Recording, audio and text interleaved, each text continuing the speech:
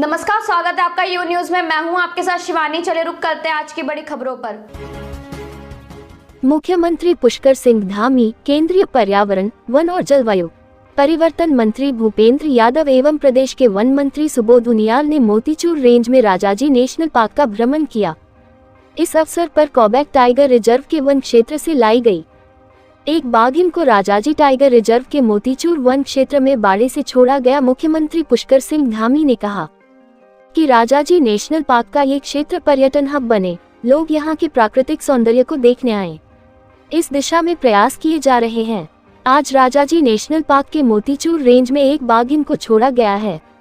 Ecology और economy में संतुलन बनाए रखने एवं पर्यावरण के संरक्षण और संवर्धन की दिशा में निरंतर कार्य किए जा रहे हैं।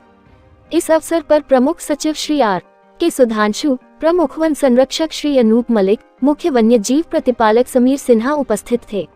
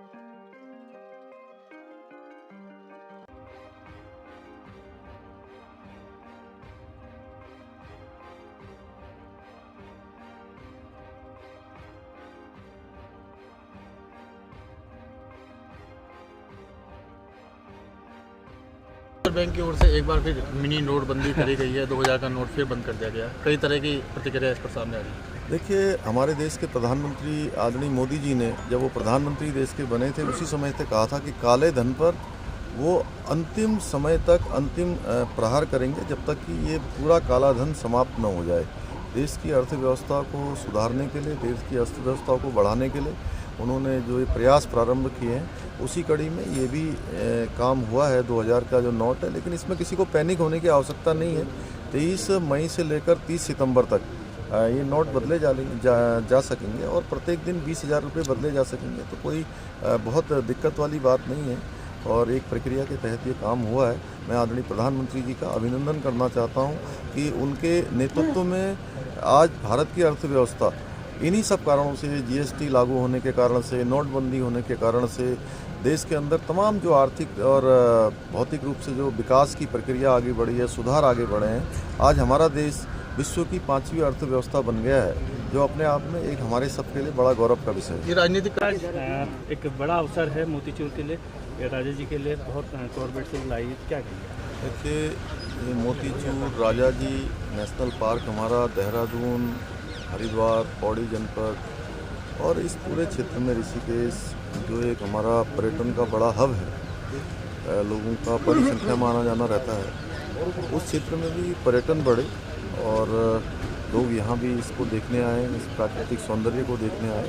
इस उद्देश्य से आज यहाँ पर मादा टाइगर को यहाँ पर आज छोड़ा जा रहा है। निश्चित रूप से ये इकोलॉजी और इकोनॉमी में संतुलन बनाने के लिए और पर्यावरण के संरक्षण के लिए, प्रकृति के संरक्षण के लिए, संवर्धन के लिए एक मील का पत्थर साबित होगा। और हमारे देश के यशस्वी प्रधानमंत्री मोदी जी ने जो ये इकोलॉजी और इकोनॉमी है, इकोनॉमी में संतुलन का जो एक सूत्र निकाला है, उस सूत्र पर देश आगे बढ़ रहा है। इसमें प्रकृति का संरक्षण भी हो रहा है, संवर्धन भी हो रहा है, हमारा पर्यटन भी बढ़ रहा है और पर्यावरण का संरक्षण भी हो रहा है। तो आज के इस अवसर पर मैं हमारे देश के यशस्वी वन मंत्री जी का, भूपेंद्र यादव जी का बहुत धन्यवाद करता हूँ कि वो इस अवसर पर यहाँ उपलब्ध हैं। उन्होंने अनेक योजनाओं के बारे में और जो वन भूमि से संबंधित हमारे जो यहाँ की कुछ मांगें हैं, कुछ आवश्यकताएं हैं, उनके संबंध में भी मैंने उनसे बात की है।